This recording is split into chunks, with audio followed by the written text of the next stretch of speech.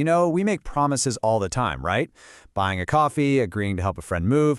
But have you ever stopped to think, when does a simple promise, like a handshake, actually become something a court could enforce? That's the big question we're going to tackle today by looking at the 7 secret pillars that hold up a real, binding contract.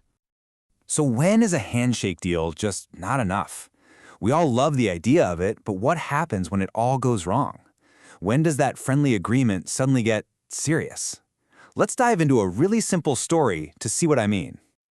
Okay, picture this. You've got an old bike. You sell it to your neighbor for $100. You shake hands. They take the bike and say, "I'll get you the money next week." Sounds good, right? But then a week goes by, then 2, and still no money. So now you're stuck, wondering, was that handshake totally meaningless, or do you actually have a case here? Well, the answer to that question really boils down to just one number: 7. And no, it's not some random number. In Australian law, there are exactly 7 things that have to be there to turn a casual chat into a rock-solid, legally binding contract. The best way to think about it is like a building. A legal agreement has to stand on 7 pillars. And if even one of those pillars is wobbly or missing, the whole thing can just fall apart. So let's check them out, one by one. All right, first up we have what I call the core handshake. This is all about pillars 1 and 2, offer and acceptance. This is the absolute starting point for any deal. Now, this sounds super simple, right? But the law is actually really specific about this. The offer has to be crystal clear. I'll sell you my bike for $100. And the acceptance? It has to be a straight-up yes to exactly that. If your neighbor says, "Sure, but for $80, guess what? That's not an acceptance. That's a counteroffer, and the whole dance starts all over again. Okay, so we've got an offer and an acceptance. We're on our way. But that alone doesn't cut it. Now we get to the real substance of the deal. Pillars 3, 4, and 5 are what give the promise its legal weight. And that brings us to a big one, a word that trips a lot of people up: consideration. It sounds fancy, but all it really means is what's in it for me for both sides. It's the exchange. In our bike story, you get the cash, your neighbor gets the bike. See? Something of value is flowing both ways. If it was just a one-way street, like you saying, "I'll give you my bike for nothing," well, that's just a gift. It's not a contract. And here's the really wild part about consideration: the law doesn't actually care if the deal is fair.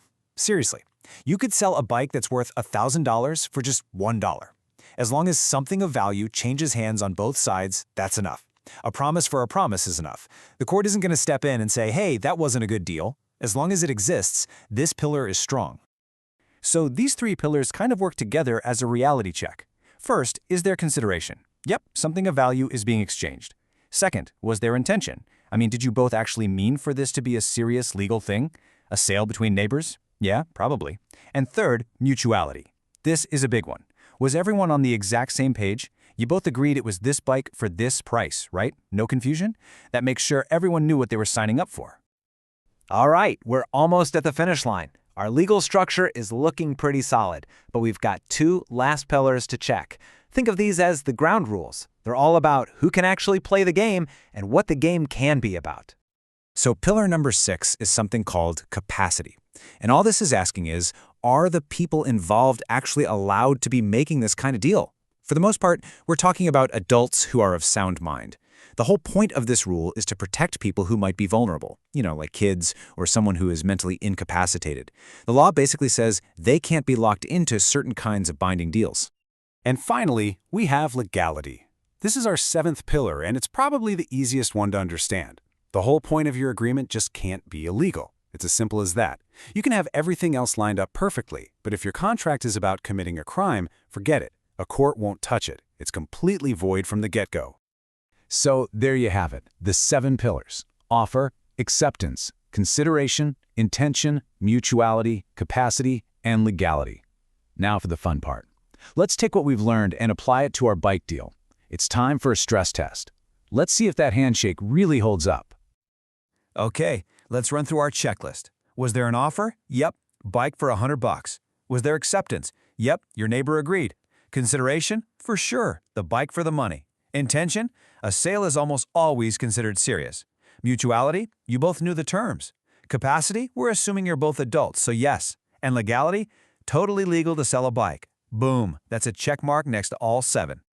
So what does this all mean?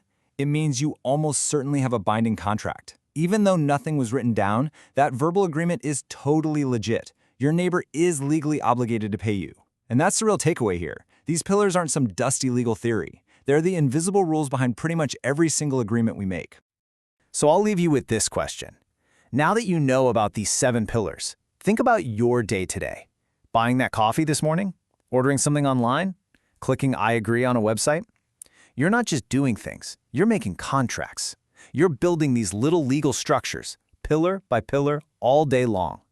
So the real question is, how many binding contracts are you going to make today?